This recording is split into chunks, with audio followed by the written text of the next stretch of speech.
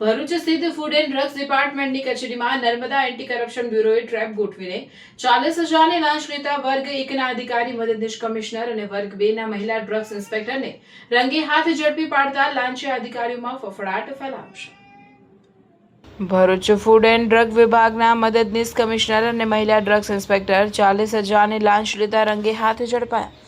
ભરૂચ સ્થિત food and drugs ડિપાર્ટમેન્ટની કચેરીમાં Narmada anti corruption બ્યુરોએ trap ગોઠવીને 40,000ની લાંચ લેતા વર્ગ 1ના અધિકારી મદદનીશ કમિશનર અને વર્ગ 2ના મહિલા ડ્રગ્સ ઇન્સ્પેક્ટરને રંગે હાથ ઝડપી પાડતા લાંચિયા અધિકારીઓમાં ફફડાટ ફેલાયો છે।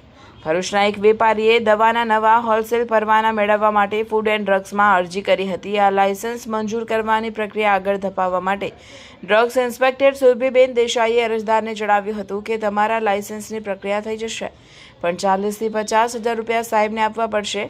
વેપારી લાંચ આપવા માંગતા ન હોવાથી તેમણે તાત્કાલિક નર્મદા એસીબી પોલીસ સ્ટેશનનો સંપર્ક કરી ફરિયાદ નોંધાવી હતી।